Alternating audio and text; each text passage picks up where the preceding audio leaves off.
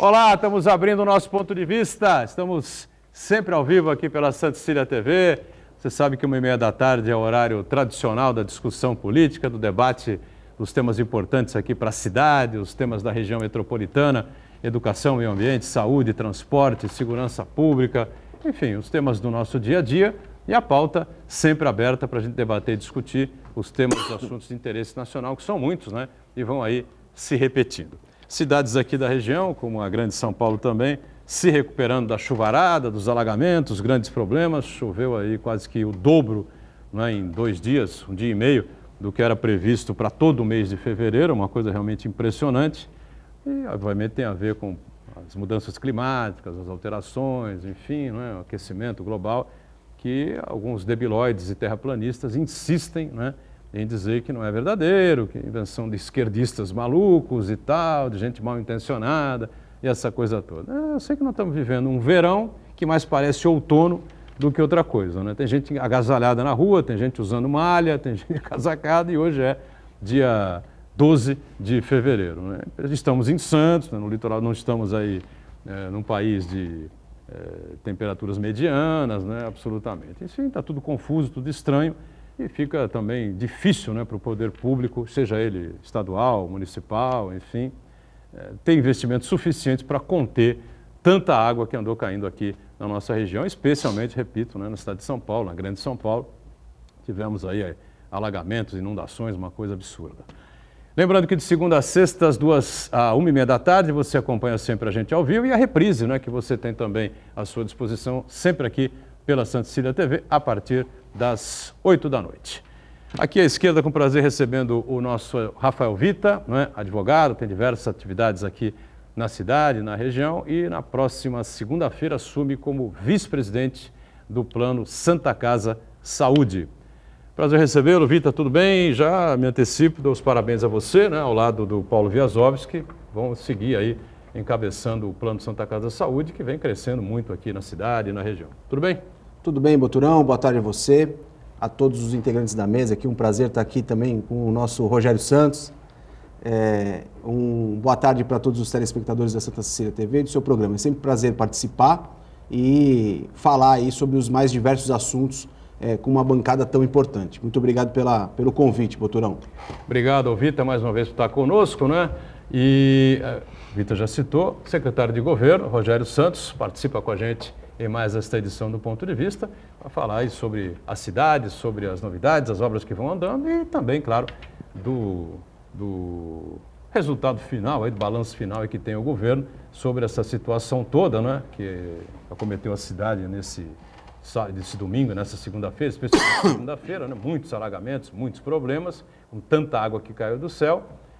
E, infelizmente, né, com aquelas críticas pontuais, né, que a gente sabe, o pessoal se aproveita realmente para atacar, criticar a administração, que não tem planejamento, que não tem obra, enfim. O Rogério está com a gente, vai poder explicar essa situação toda. Prazer recebê-lo. Tudo bem, Rogério? Prazer é todo meu, Boturão. Santana, Rafael Vita, pessoa que eu admiro bastante na área do direito. De vez em quando a gente consulta ele quando tem umas dúvidas aí, né, Rafael? É verdade. Importante, importante. E, enfim, você falou do frio, eu estou morrendo de frio aqui nos estúdios da Santa Cecília. Esqueceu Os 3 estão de blazer, tá, eu não vim avisado, mas assim, realmente um clima mais frio. Ontem fui a São Paulo à noite, até preocupado também com os alagamentos em São Paulo, é um estado alerta maior lá, inclusive o prefeito pedindo para que as pessoas não saiam de casa, enfim. Mas, graças a Deus, viagem tranquila, voltei à noite. E realmente essa chuva aí, por grande parte do Brasil, causando grandes danos, grandes estragos aqui na nossa região, em Santos também. E, enfim, precisamos nos adequar a esse novo momento que a gente vive. Essas mudanças climáticas, as chuvas serão mais esparsas, porém, quando elas vêm com mais força. Chover 90% do que deveria chover em um mês inteiro, como ocorreu em São Paulo, em poucas horas, é um absurdo, né? A gente vendo os carros sendo levados pela enchente, enfim, risco de pessoas, e muito grave. Aqui na Baixada não foi tanto assim, mas causou bastante prejuízo. Muito bem. Na ponta lá o Marco Santana, atento aí às redes sociais, às transmissões do Ponto de Vista, sua participação que é sempre muito importante aqui conosco. Tudo bem, Santana? Tudo bem, boa tarde a todos, boa tarde ao especial que nos acompanha ao vivo. Quero convidar você a participar também do programa, mandando sua pergunta, crítica, sugestão pelo Facebook. Ponto de Vista com Edgar Buturão ou então por e-mail, contato@pontodevista.tv.br. O programa depois será acompanhado ao vivo pela internet, santaportal.com.br/tv. As edições anteriores do Ponto de Vista ficam disponíveis na internet também, no nosso canal no YouTube e na nossa página no Facebook. E você que está acompanhando a reprise às 20 horas, uma boa noite. Boa noite sempre para você que está com a gente na reprise, não é? E lembrando, o programa ao vivo acaba às 14h30, a reprise é às 20 horas, não é? Nesse espaço de tempo, a gente nem imagina, às vezes nem Deus imagina o que pode ocorrer na nossa confusa república. Ontem, por exemplo, uma reunião lá com os governadores, eu acho que todos compareceram, quase todos, o Dória está nos Emirados Árabes, evidentemente não compareceu, não sei se o Rodrigo Garcia, que exerce o cargo agora, nesse momento esteve lá, né? Mas a reunião foi pilotada e comandada pelo ministro da Economia. Onde estava o presidente da República? Pô, devia estar sentado lá na cabeceira, recepcionando os governadores, conversando com os governadores, fazendo a parte política, para depois introduzir, não é, o ministro da Economia para discutir, juntamente com os secretários das pastas, devidas pastas de Economia, Finanças, enfim, estariam lá dando apoio a cada governador, né? O presidente, infelizmente, briga com todo mundo, né?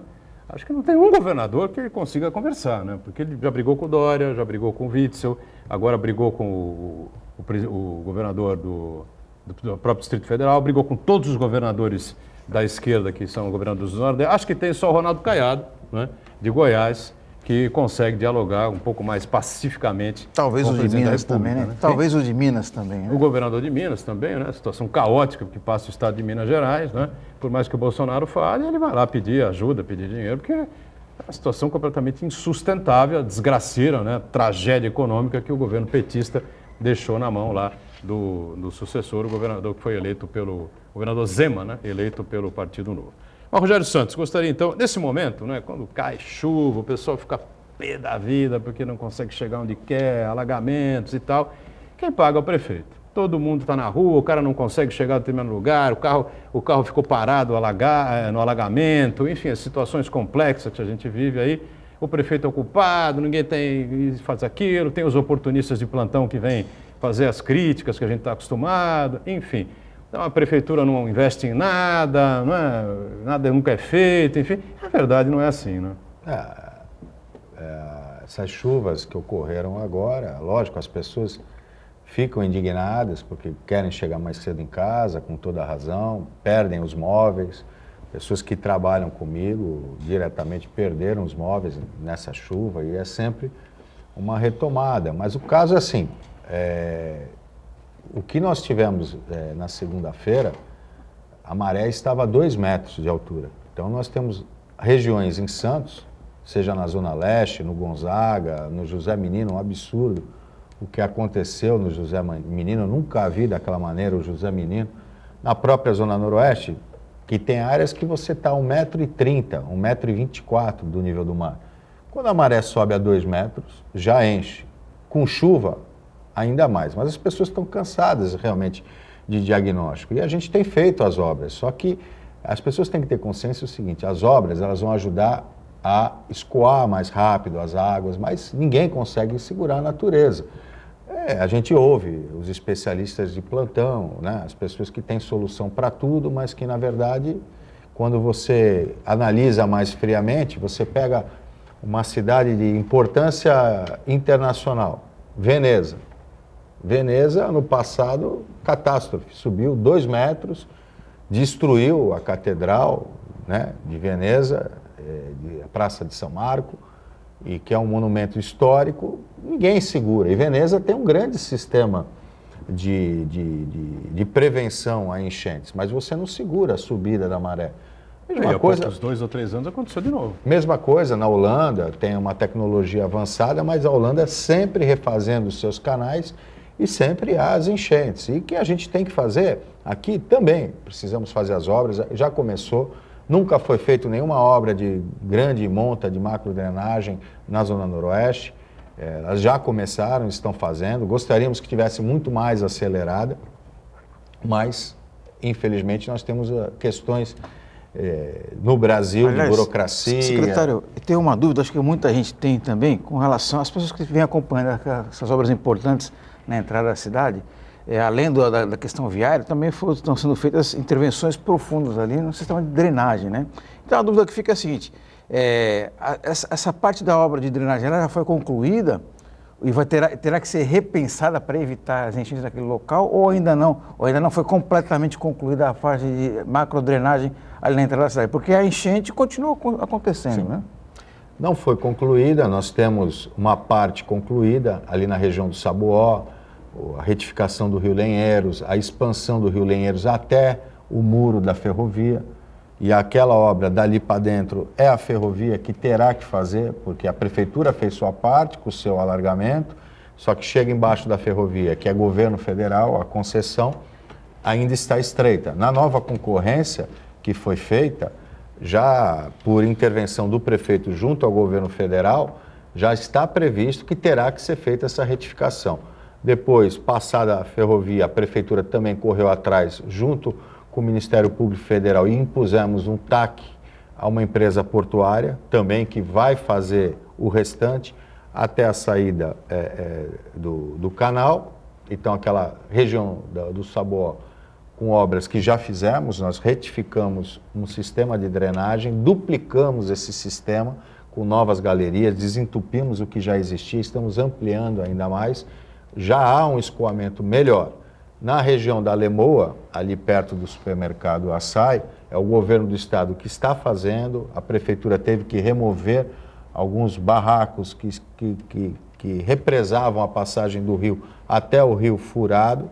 Isso já foi feito, a adutora da Sabesp foi removida, para também que houvesse uma passagem melhor da água, também já está melhorando essa parte do fluxo, mas as obras ainda estão em andamento, serão obras contínuas.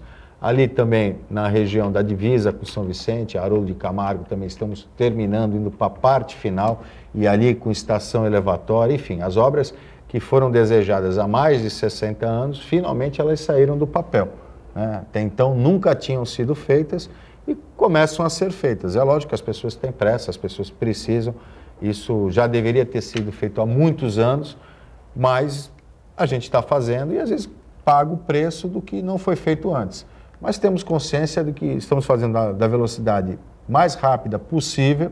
A burocracia, quando eu falo que demoramos 4 anos para obter o primeiro licenciamento ambiental, tudo é muito demorado. Ali, quando a gente fala ali do Rio Lenheiros, na área do governo federal, tivemos que fazer um estudo de remanejamento da fauna.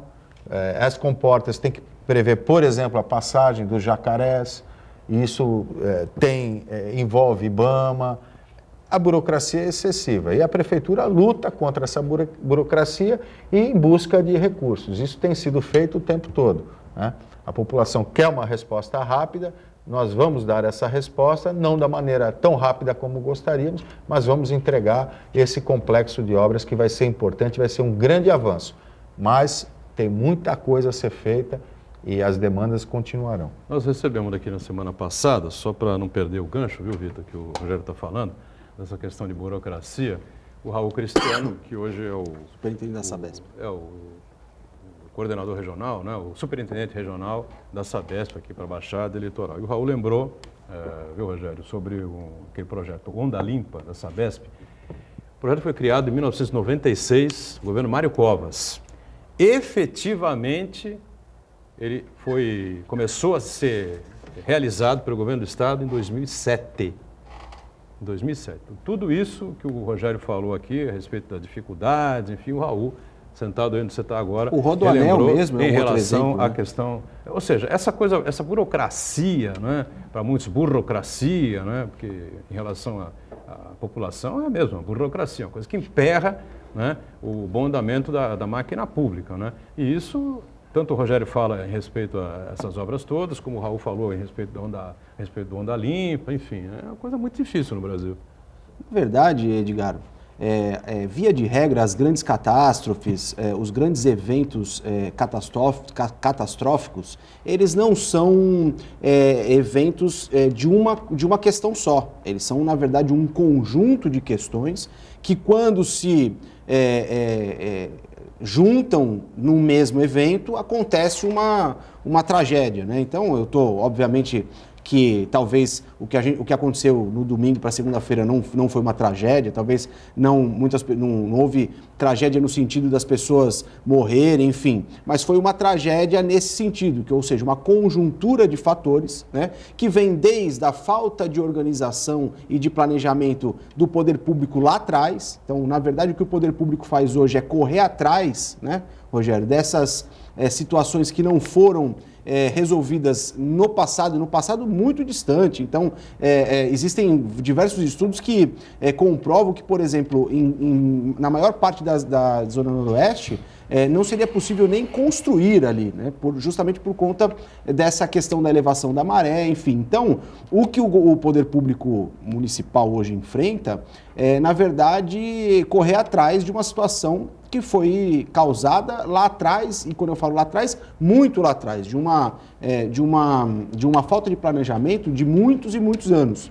E também, obviamente, que nem o Rogério falou, das intervenções da natureza. Nos Estados Unidos, com toda a estrutura, com todo o planejamento das cidades, que é completamente diferente daqui. O dinheiro, uma vez ou duas vezes por ano, passa um furacão, passa uma tempestade lá que acaba com tudo. E as pessoas sofrem do mesmo jeito. Eu não estou fazendo uma comparação. É só para dizer que, ainda que você tenha toda uma estrutura organizada ou o mais perto do organizado possível, as forças da natureza ainda assim poderão fazer grandes estragos. Há 2 anos atrás, Miami ficou debaixo de água até 2 metros de altura. Diversas pessoas aqui de Santos, inclusive, ficaram ilhadas em Miami lá durante cerca de 1 semana, porque a chuva tomou conta, a maré subiu. O que acontece em Miami é mais ou menos o que acontece na Zona Noroeste, né? Miami é uma ilha artificial, também quando tem maré cheia e quando vem uma grande quantidade de chuvas, isso acaba sendo trazido para dentro da própria cidade. Então, Edgar, o poder público, me parece, tem feito a sua parte, principalmente aqui em Santos, intervenções, como o Rogério disse, que não aconteciam há 60 anos, né? Que estão sendo feitas, mas ainda tem muito para ser feito, justamente porque o legado lá de trás é um legado muito ruim. Então, hoje a gente corre atrás para tentar amenizar essas questões que foram lá, foram percalços que não foram resolvidos no passado. Olha, o prefeito Oswaldo Justo, saudoso Oswaldo Justo, né? Ele se elegeu em 1984. E o Justo governou até 88, né, quando se elegeu Thelma de Souza, depois assumiu em 89. Nesse período Justo, né, eu me lembro que um engenheiro da prefeitura, que respondia pela Secretaria de Obras, o secretário do momento, Luiz Alberto Maia, os jornais, enfim, a população tinha maneira de falar das inundações. Não, porque Santos vive inundado, choveu em Santos, a cidade está inundada, não sei o que. Aí deu uma entrevista no jornal da Tribuna dizendo, olha, em primeiro lugar, a colocação é errada. Santos não fica inundado, inundação é uma coisa. Santos sofre alagamentos. Aí todo mundo vaiava ele, tá, que tem a ver uma coisa com a outra, não sei o que. Mas veja que eu estou falando de 1985, 1986, enfim. Infelizmente não é uma novidade. Agora, o custo é muito alto, tanto que a gente viu ontem pelas principais emissoras, né, a comparação lá de que o governo do estado, nos últimos 10 anos, investiu 40% em infraestrutura para combate às enchentes, aos alagamentos e às inundações. Conversando com um amigo nosso, que é muito experiente em questão de finanças públicas, ele respondeu o seguinte: está no orçamento, mas não tem dinheiro para fazer, né? É o teu negócio. Você tem que fazer tanta coisa, o dinheiro some, desaparece. Na hora que você vai tentar fazer a obra, talvez fosse a solução, enfim, os piscinões em São Paulo. Quantos piscinões já se fizeram em São Paulo? Acho que 8, 10, 12, não, sei lá. Tem mais. Mais, tem 15 piscinões, eu não sei. O governo Covas está entregando agora também, o Maluf entregou, o outro entregou, Kassab entregou, enfim. E a cidade ficou simplesmente debaixo d'água, né, Rogério? Exato. A gente tem como melhorar, mas tem coisas que você não consegue. Nós trocamos aí 10 comportas aí dos canais aqui da Zona Leste, estamos fazendo um trabalho grande de limpeza de galeria, toneladas, milhões e milhões de toneladas são retiradas de sujeira, que acabam indo para as galerias, isso é feito rotineiramente. Enfim, a cidade é muito dinâmica. Agora, a gente precisa realmente investir mais, já temos os recursos, estamos com os projetos, estamos fazendo, as obras estão em andamento e a gente vai ter um conjunto de obras ali naquela região do Paquetá, do Sabuó, desculpa, na região do Sabuó, da Vila Haddad, do Chico de Paula, já com processos melhorando bastante significativamente, por parte da Prefeitura, por parte do Estado e aguardando o governo federal também fazer a sua parte. Vamos então para o intervalo, a gente volta já já com a sequência do Ponto de Vista, em instantes. Muito bem, estamos de volta, sequência aqui do Ponto de Vista, o nosso Rogério Santos, secretário de Governo, está conosco, o Rafael Vita, advogado experiente, né, especialista em redes sociais, e o Marco Santana, atento sempre aí ao que vai acontecendo pelo Brasil e pelo mundo, também na internet e nas redes sociais, né? O Rogério encerrou aí falando sobre a área central da cidade, né? E a gente tem um projeto lá, o novo Centro Velho, né? A ideia é essa, né? Muitos investimentos do poder privado, né? Do poder público privado não, da iniciativa privada, e o poder público dando aí alguns incentivos fiscais, enfim, para ver se a coisa pode rodar e pode avançar, né, com mais movimentação, com mais investimentos, com mais lojas, com, quem sabe, moradias, né? Mais ou menos esse é o perfil, a ideia do governo, né? Exato. A alternativa possível para o centro justamente é o retorno das moradias. Desde a década de 50, as pessoas começaram a sair do centro, morando, e foram morar em outras regiões da cidade, e houve um esvaziamento e o centro se tornou essencialmente, quase que exclusivamente, comercial ou de prestações de serviço. Nós precisamos reverter esse fluxo, até porque a gente tem uma demanda de moradias em Santos, quando a gente fala dessas áreas de invasão, de áreas que não deveriam ter pessoas morando, nós temos uma área muito nobre, com saneamento básico, com transporte, com energia elétrica, com internet, que é a área central. Então, estamos trazendo incentivos fiscais para o comércio, para a prestação de serviço, mas também agora incentivos fiscais para quem for construir no centro, para moradia, e para quem for adquirir o imóvel. Isso a gente quer trazer essa característica, que é a única região na cidade de Santos onde praticamente não tem moradia, é a região central. A orla tem moradia, prestação de serviço, comércio, a zona noroeste, os morros, a área continental, a área intermediária, mas o centro não, deixou de ter moradia. Com isso, trazendo moradia, nós vamos ter padarias, nós vamos ter outro tipo de consumo, outro tipo de comércio e principalmente segurança, porque local que não é habitado, em determinado momento, vira uma área insegura. A segurança, a partir da presença de pessoas, é o que vai fazer com que o centro se valorize, mantendo a sua característica turística, histórica e de comércio, mas também tendo essa questão da moradia, principalmente moradias voltadas para jovens, estudantes. Somos uma cidade universitária, mais de 40 mil estudantes universitários, ou para pessoas mais da terceira idade. Estamos levando o VLT agora para a região central, estamos com projetos habitacionais, ou seja, vários investimentos que, além também dos investimentos em restauração da Casa do Trem Bélico, do Roteiro Santa Catarina, a rodoviária, algumas obras de infraestrutura que estão sendo feitas no centro, para que a gente tenha uma revitalização e um centro mais dinâmico. Eu acho que você sente aí uma reação positiva aí por parte do empresariado, o pessoal comprou a ideia da prefeitura, não? Eu estive, como vivo boa parte do dia, praticamente o dia todo na região central, e frequento os comércios ali daquela região, eu tenho tido um retorno positivo dos comerciantes, no sentido de que estão vendo o resultado que a prefeitura vem fazendo, mas esses resultados definitivos, de uma maneira mais efetiva, mais visual, é justamente quando começar a vir esse movimento de moradia no centro. E aí a prefeitura fez a sua parte através de incentivos fiscais e cabe a sensibilização dos empresários para que esse investimento seja feito. Acho que é uma saída interessante, né, Vitor? Tomara que o empresariado, de maneira geral, compre, né, essa ideia, né, e ajude aí ao centro da cidade a se recuperar. Eu ouso dizer, Edgar, que talvez esse seja o melhor projeto que já se aplicou para aquela área do central. Sem dúvida nenhuma o projeto, né, a gente não consegue fazer exercício de futurologia. Pode ser que dê certo, pode ser que não dê certo. Mas, na minha opinião, é o projeto de todos aqueles que já foram praticados no centro o que mais tem possibilidade de dar certo. Simplesmente porque ele é um projeto inteligente. O que aconteceu com o Centro de Santos não aconteceu com o Centro de Santos. É um fenômeno que aconteceu em todas as cidades. As áreas de maior concentração de comércio, isso vai se estabelecendo, as pessoas vão cada vez mais procurando as periferias dos centros das cidades para morarem.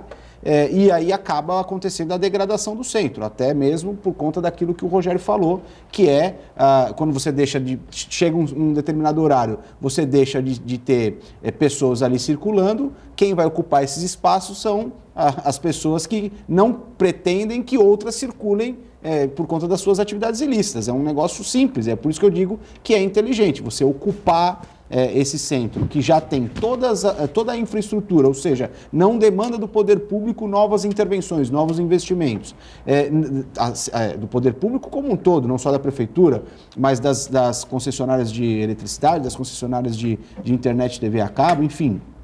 Então, eu creio que parabenizo a prefeitura, o Rogério por estar à frente disso, nosso prefeito Paulo Alexandre, porque eu tenho certeza que andando esse projeto do jeito que está, isso vai trazer um benefício significativo ao centro. Nós vamos ter, com certeza, daqui a uns anos, Rogério, um centro diferente e a gente tomara que esteja discutindo isso aqui, porque eu tenho certeza que a possibilidade desse projeto vingar e dar certo é gigantesca. Inclusive, quem sabe, né?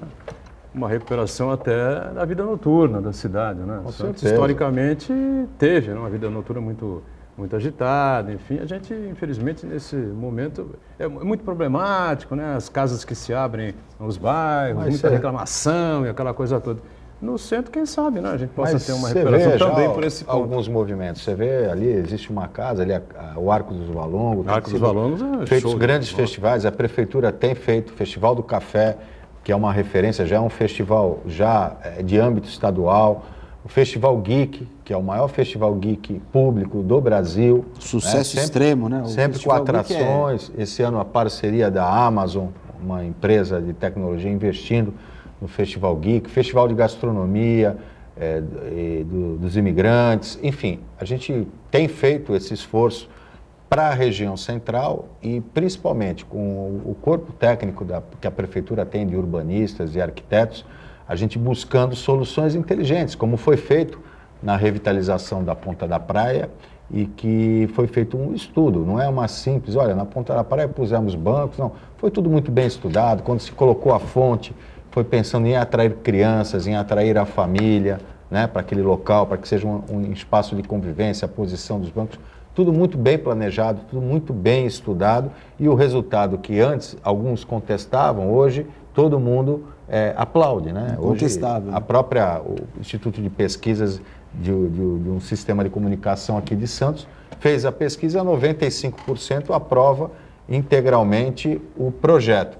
E o centro é a mesma coisa. E nós, Vita, nós buscamos o apoio agora do escritório do Jaime Lerner, um dos maiores urbanistas do Brasil, e ele nos apoiou desenvolvendo alguns projetos em conjunto com o corpo técnico da prefeitura para a região central. E aí temos projetos de revitalização da região do Mercado, da região ali das escadarias do Monte Serrat, da região do Paquetá, enfim, vários equipamentos sendo revitalizados de uma maneira inteligente, com inteligência urbana, não de maneira aleatória, mas com uma estratégia. E como você falou, as políticas anteriores, elas eram preocupadas com o tombamento e com o restauro. Você tomba, aquele imóvel às vezes acaba sendo restrito. E aquilo que não pode ser usado, acaba sendo deteriorado. Então, hoje, a política da prefeitura é incentivar não só o restauro, mas a construção de novos empreendimentos, né? Não adianta você ficar preso num movimento de apenas preservar, porque vai se deteriorar. Aquilo que foi reformado, refeito, restaurado e que não é utilizado, acaba se degradando rapidamente. Ou não, Santana? Primeiro, registrar a participação do Uriel Vilas Boas, ainda sobre as enchentes. Ele diz o seguinte: as enchentes são reflexos das chuvas fortes, mas é preciso evitar a sujeira nos canais, bueiros e nas vias públicas. A população tem que ser motivada também a colaborar. Sempre, né? Perfeito.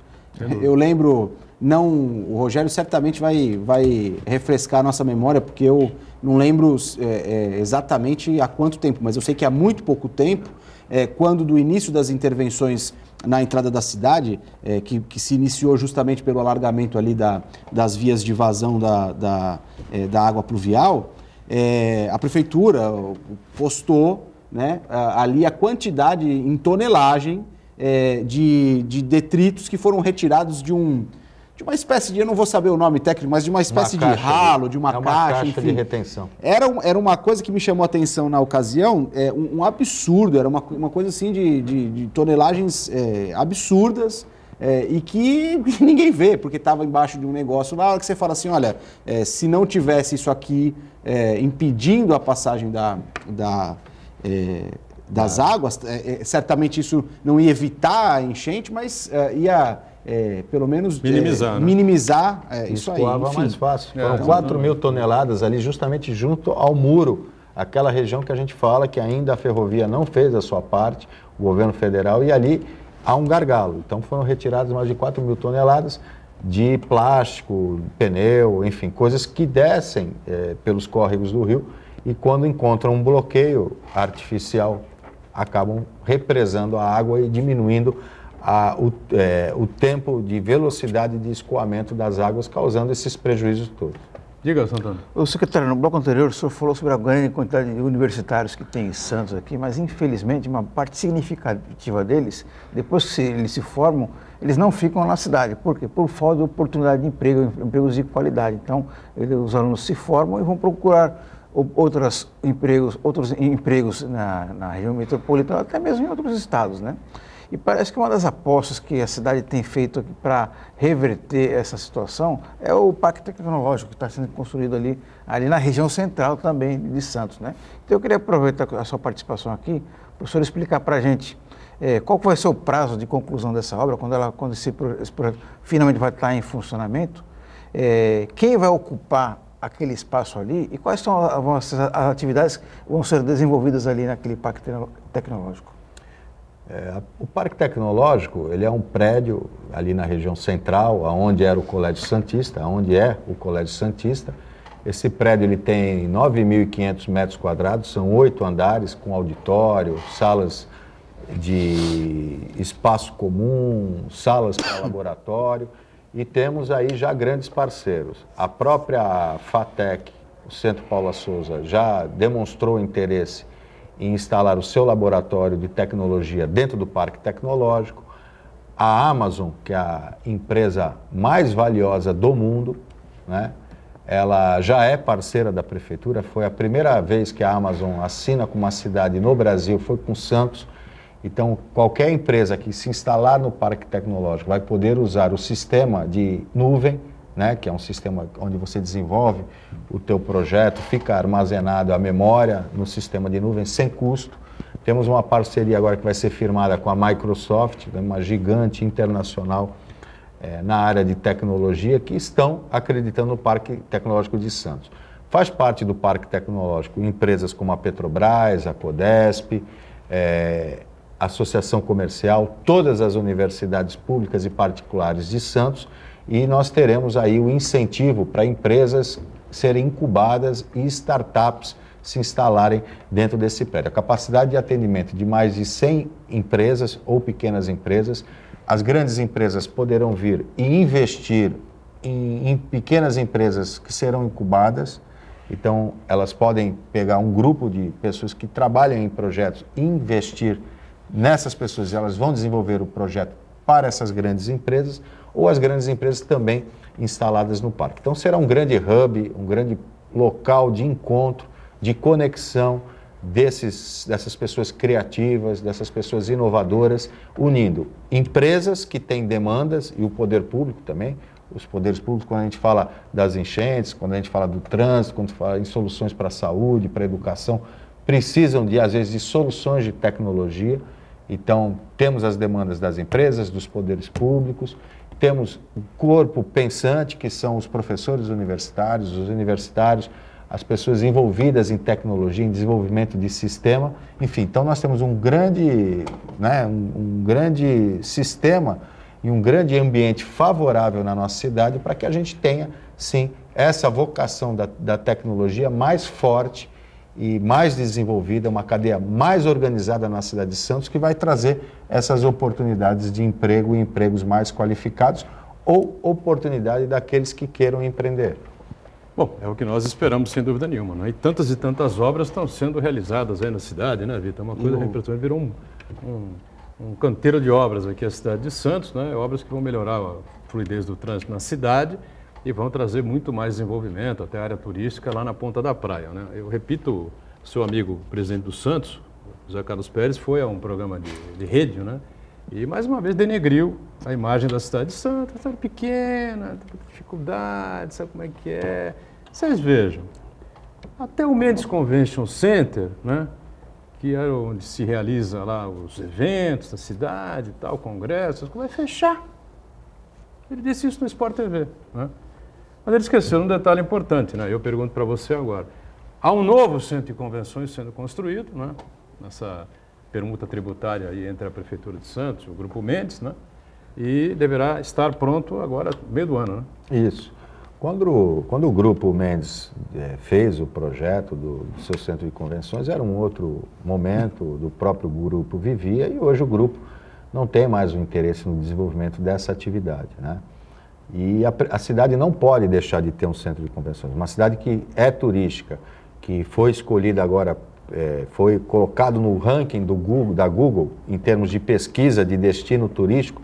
Santos é a sexta cidade mais procurada no site de pesquisa turístico do Google para turismo, para destino de turismo. Só perde para 5 capitais: Londres, Rio de Janeiro, São Paulo, Salvador e Florianópolis. Sexto é Santos, é a única que não é capital, porque tem essa atratividade. E não é o turismo apenas pelas praias, é o turismo cultural. Quando a gente fala do centro histórico, nós temos passeios, o Monte Serra, enfim, vários passeios, a gente vê a frequência de turistas no fim de semana na região central. Nós temos os cruzeiros de passageiros, né, de cruzeiros turísticos, e nós temos o turismo de negócio, que esse é uma grande alavanca. Se nós falamos que nós temos o maior porto da América Latina, nós somos uma cidade que tem a sede de negócios do pré-sal da Petrobras em Santos. Então nós temos porto, petróleo, aqui do lado nós temos o complexo industrial de Cubatão. O próprio turismo traz turismo de negócio. Nós temos universidades com turismos científicos na área de medicina, na área de engenharia. Nós temos praia, poderemos ter eventos de boat show, né, de lanchas, de iates. Temos o Guarujá.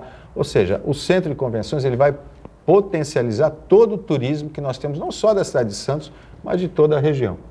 Bom, e vamos ter um importante evento também no meio do ano, que é o evento da Unesco, né? E vai ser realizado aqui na cidade. E vamos também falar sobre a questão das redes sociais, né? Uma curiosidade muito grande aqui. Ano eleitoral, eleições municipais, sabe Deus o que vai vir pelas redes sociais, né? Voltamos já já. Muito bem, redes sociais em pauta, não é? WhatsApp, Instagram, Facebook, não é? A gente está acompanhando aí sempre as postagens que as pessoas fazem, quase todo mundo ligado aí nas redes sociais nos últimos tempos. Mas as redes sociais, além do lado positivo, né, o lado da diversão, tem um lado bastante complicado, né, que são as fake news, as mentiras, os ataques, enfim, que a gente acompanha há muito tempo, né? E é uma coisa meio descontrolada, né, o meu caro Rafael Vita, em relação a essa situação, né? E a gente vem aí com campanhas eleitorais que vão chegando aí, né, lá para o mês de setembro apenas, né, agosto, setembro, né, campanha eleitoral, mas os pré-candidatos vão estar colocados a partir de julho, ou os candidatos vão estar lançados a partir de julho, das convenções, enfim, né? Então a gente não sabe aí o que esperar, né, das redes sociais, né? Provavelmente muita pancadaria, né? Na verdade, Edgar, as épocas de eleições, na verdade, exacerbam questões que já estão postas aí há algum tempo dentro das redes sociais, que são as fake news, a de divulgação de conteúdos ofensivos.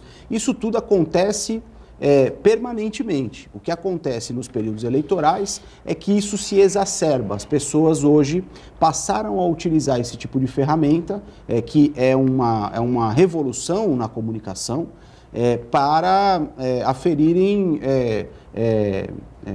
ganhos políticos, né? Ainda que isso seja em detrimento de outras pessoas. E eu costumo muito dizer, principalmente nas palestras que eu faço sobre isso, que as redes sociais, elas não inventaram absolutamente nada. Não sei se vocês lembram, certamente lembram, né? Quando não existiam as redes sociais, chegava perto das eleições ou perto de uma data eleitoral, começavam a surgir aqueles panfletos apócrifos, né? As pessoas distribuíam isso, jornais fakes, às vezes até utilizando o nome, o logotipo de jornais e de meios de comunicação já estabelecidos, né? Então, na verdade, a ânsia do ser humano por prejudicar o semelhante, ela não é a de agora, ela não surgiu com as redes sociais. O que se fez foi uma espécie de adaptação das expressões de comunicação para que isso seja feito através desses mecanismos das redes sociais. Só que tem uma questão que torna isso tudo muito mais danoso àquele que está sofrendo, viu, Rogério? Por quê?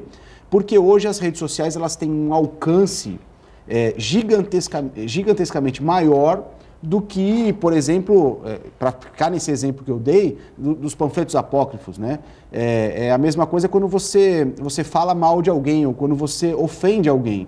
Antigamente, quando você não tinha esse tipo de mecanismo de comunicação, se eu falasse mal do fulano, isso certamente ia atingir ali 20, 30, 40 pessoas. O que acontece hoje nas redes é que você atinge um número infinito de pessoas, não é sequer possível mensurar esse número, e como nós conversávamos aqui nos bastidores, hoje a gente tem uma ferramenta ainda que é o WhatsApp, que, na minha modesta opinião, é talvez a ferramenta de comunicação mais revolucionária desde a televisão, desde o surgimento da televisão.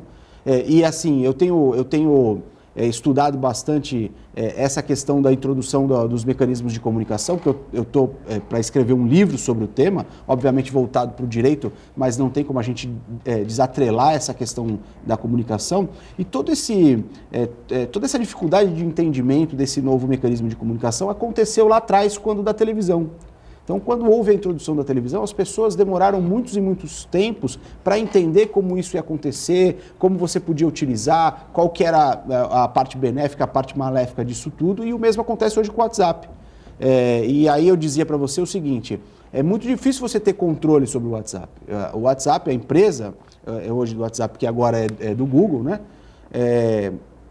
Eles têm têm feito bastantes esforços para tentar, de alguma maneira, contribuir para que coisas maléficas não ocorram através da sua utilização, mas realmente é muito difícil. A melhor coisa ainda é a conscientização, é a gente falar sobre isso. Eu sempre agradeço muito quando tenho oportunidade de falar sobre isso em alguma televisão, alguma entrevista, justamente porque é só com esse entendimento que as pessoas vão passar a entender que não devem fazer certos tipos de coisas, né? Eu sempre cito o exemplo do meu pai e da minha avó. Meu pai tem 67 anos e a minha avózinha tem 80 e alguma coisa, 84. É difícil você, às vezes, explicar para essas pessoas que não nasceram com essa ferramenta qual é a maneira de utilizá-la. Então, é muito difícil você falar, vó, olha, não espalha isso, porque isso é uma fake news, pode prejudicar, enfim. Mas é conversando, né, que a gente vai, na verdade, alargar esses entendimentos e contribuir para que coisas ruins não aconteçam. Só para finalizar, eu costumo dizer o seguinte, pense antes de postar. Se você não postaria algo, aliás, se você não escreveria o que você vai escrever na internet, num outdoor, numa esquina da Times Square, não escreva no seu Facebook, no seu Instagram, no seu WhatsApp, porque é exatamente isso que acontece. Só que nós não conseguimos visualizar as pessoas que visualizam aquilo que a gente escreve. Mas tudo que a gente escreve vai ser visto talvez por mais pessoas do que se você tivesse um outdoor lá na esquina do Times Square. Muito bem, está aí a dica inicial aí do nosso Rafael Vitor. Vamos acompanhar muito de perto isso, né? Especialmente quando se definirem aí os candidatos às prefeituras aqui da região, né? As câmaras municipais, especialmente a prefeitura, né? Câmara municipal nem tanto assim, né? Mas os candidatos a prefeito normalmente sofrem mais ataques, essa coisa toda.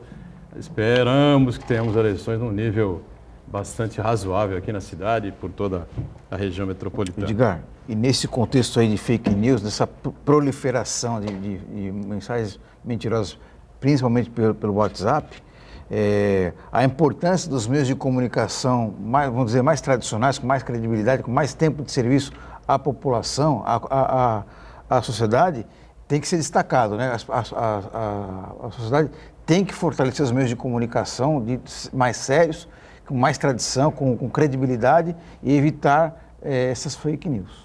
Diga, Rogério Santos, com relação ao evento da Unesco, né? Os preparativos, me parece, devem estar aí bem acelerados, né?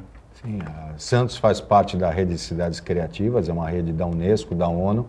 Economia criativa valoriza a criatividade da pessoa, seja na criação de um programa de computador, de um aplicativo, seja na valorização de uma pessoa que desenvolve um produto artesanal, ou na gastronomia, ou na moda, enfim, uma peça de marcenaria, ou seja, você usar a criatividade e transformar isso em dinheiro. Hoje essa é a grande economia mundial, porque você vê que as pessoas querem produtos customizados, produtos diferenciados, a busca de soluções para os problemas, enfim, a criatividade é a única coisa que o computador não substitui o ser humano. O emprego mecânico, né, ele cada vez mais deixa de existir. O robô substituindo nas linhas de produção industrial, nas várias atividades, como em bancos, em lanchonetes, onde você não tem mais caixa, você faz tudo através do computador, mas a invenção, a criatividade, a inventividade ainda é valorizada e é inerente ao ser humano. Então a economia criativa é o que mais cresce no mundo, ela tem um grande valor econômico, ainda mais numa cidade como nós, que somos turísticos. A criatividade está ligada a esse fator, quando você quer ir para um restaurante onde tem um prato diferenciado, desenvolvido por um cozinheiro especial, onde você tem um sanduíche diferente, uma cerveja artesanal, onde você tem uma peça de artesanato, como já falei, uma bordadeira, como nós temos as bordadeiras do Morro, e Santos tem um grande potencial criativo pela sua história, pela sua cultura. E a Prefeitura vem desenvolvendo isso através das vilas criativas, onde estamos capacitando as pessoas, principalmente dos bairros mais periféricos, para essa nova economia, e a Unesco reconheceu Santos por esse projeto inovador e único no mundo. E o evento esse ano vai ser em Santos. Pela primeira vez a Unesco vem fazer esse evento de economia criativa na América Latina e escolheu a cidade de Santos. E a gente vai aproveitar esse momento para mostrar tudo que Santos tem, né, de bom, os seus festivais, seja na literatura, no cinema, no teatro, na música, seja os nossos aspectos esportivos, a Vila Belmiro, o Museu Pelé, seja o seu patrimônio histórico, uma Bolsa do Café, a Casa do Trebelli, o Teatro Coliseu, seja pela hospitalidade que o santista é hospitaleiro, as nossas praias, enfim, valorizar a nossa cidade nesse intuito de mostrar Santos para o mundo. E o que Santos faz em termos de projetos sociais voltados à igualdade social. É esse o intuito que a Unesco vem a Santos para conhecer o que Santos vem fazendo. A Unesco e 236 países que fazem parte da rede. Então teremos pessoas do mundo todo visitando a nossa cidade para conhecer a nossa cidade e os projetos sociais de economia criativa que Santos desenvolve. Perfeito, com certeza vai ser um grande evento aqui para a cidade. E uma menção honrosa, viu, Edgar, para o nosso prefeito Paulo Alexandre, que eu lembro que, se eu não me engano, o ano passado esteve lá na sede da Unesco, com o Rogério, né? Na Itália. Com o Rogério na Itália, né? E ele que brigou, juntamente com o Rogério, para que esse evento fosse feito de maneira inédita na América Latina e na cidade de Santos. Então, parabéns, Rogério, parabéns, prefeito, porque isso é muito importante. A gente tem que acreditar na nossa cidade. É lógico. Santos tem um potencial fantástico. O problema é que Santos, nós temos cultura, nós temos monumentos, temos belezas naturais, E isso a gente precisa levar lá para fora. Mas primeiro a gente precisa acreditar na nossa cidade, né? No potencial que a nossa cidade tem. E Santos tem um grande potencial para ser mostrado lá fora, para ser uma cidade internacional, mas por enquanto Santos ainda é conhecida no mundo por causa do Pelé e do Santos Futebol Clube. Além do Pelé e do Santos Futebol Clube, nós temos muita coisa para apresentar e coisas que, quando as pessoas vêm para Santos, ficam bastante entusiasmadas. Olha, falar em Pelé, lamentavelmente veio uma notícia desagradável, né? O Edinho, Edson Choube do Nascimento, filho do rei, publicou tornou público, né? Uma situação complicada. Eu já havia muito disso que me disse em relação a essa coisa, que o Pelé passa por um momento de uma depressão um tanto preocupante, né? Porque não foi bem sucedido, né? Aquelas 2 ou 3 cirurgias de quadril que ele fez. Tem muita dificuldade para se movimentar, né? Justamente o rei do futebol, né? Quem tem aí vídeos antigos, quem vê filmes aí das atuações do Pelé, imagina assim, 5%, né, do que foi o rei, né? E ele agora, aos 79 anos, já vem com algum tempo, 73, 74 anos, 5, 6 anos, aí nessa dificuldade, né? De se locomover, de se movimentar. Então, eu tive com ele, né? Edgar, ainda estava lá na diretoria do Santos, em 2017, se eu não me engano, e ele já tinha uma dificuldade extrema, realmente, até de ficar sentado, enfim. Incrível isso. E ele demonstrava, ele sempre demonstrou muito carinho pelas pessoas, né? E ele tinha, você percebia nele a vontade que ele tinha de atender as pessoas, de fazer foto, de dar autógrafo, enfim, mas a limitação física realmente, naquela ocasião, em 2017, já o atingia de forma bastante intensa, né? E eu imagino que agora realmente a situação tenha se agravado. E aí o Edinho acabou tornando público que ele se sente envergonhado, enfim, né? Ele está nessa situação, enfim. Pelé, isso acontece na vida de todo mundo, não há problema nenhum, você é o rei, eterno rei Pelé, tá certo? E a gente quer ver você aí na rua, não é, Rogério? Andando pela cidade. Homem que deu tantas alegrias aí pro seja povo de cadeira brasileiro. de roda, seja de muleta, ninguém está preocupado com isso. A gente quer ver você aqui saudável, que você está saudável, né? Tem esse problema grave, mas todos nós compreendemos, ninguém vai ficar chateado, nem vai ter pena de você, pelo contrário. Você continua sendo o rei e a coroa sempre será sua. Agora, Rogério, Carnaval 2020, vem aí os desfiles, transmissões aqui da Santa Cecília TV, é o evento mais complexo, né? Mais difícil, né? O maior evento da cidade, né? Normalmente, né? O Carnaval, né? Eu digo que ainda o Réveillon é o mais complexo. O Réveillon seria mais complexo. Porque é um espaço aberto, envolve mais de 1,5 milhão de pessoas ali na areia da praia, enfim. Questões de segurança, mas o Carnaval também é um evento de grande porte. Hoje eu estive lá acompanhando a parte final, os detalhes da montagem do Sambódromo. Vai ser uma grande festa e começamos a recompor o Carnaval de Santos, que já foi o segundo maior do Brasil, era o Rio de Janeiro e Santos. Hoje São Paulo ocupa esse espaço de segundo maior Carnaval. E a gente começou a recompor o Carnaval dando uma nova modelagem. Primeiro antecipando o Carnaval, o desfile de Carnaval em Santos para uma semana, porque a gente sabe que com isso a gente consegue trazer atrações para Santos. Então, por exemplo, esse ano a rainha da bateria da Unidos do Morro é a rainha do Carnaval do Rio de Janeiro, a Camila. Ela só poderia vir para Santos numa data que não pudesse desfilar no Rio. Né? E isso, os nossos compositores aí das escolas de samba de Santos têm participado, têm concorrido também nas escolas de samba do Rio, de São Paulo, têm ganho com seus sambas enredos. Os nossos integrantes que desfilam, que fazem os adereços, participando do Carnaval do Rio, de São Paulo, e a gente podendo trazer artistas, como já veio a Sheila Carvalho, já veio a Sheila Mello, vem bastante agora esqueci o nome dela, aquela atriz, Estava na festa da cidade, eu também me fugi o nome dela. A Viviane Araújo. Viviane Araújo. Tá vendo? Isso é bom, minha mulher vai ver que eu nem lembrei dela da festa da cidade. A participação da Viviane Araújo, e isso a gente consegue com essa antecipação. Então isso foi um acordo entre a organização, a Secretaria de Cultura da Prefeitura de Santos e a Liga das Escolas de Samba, e isso tem trazido um grande valor, né?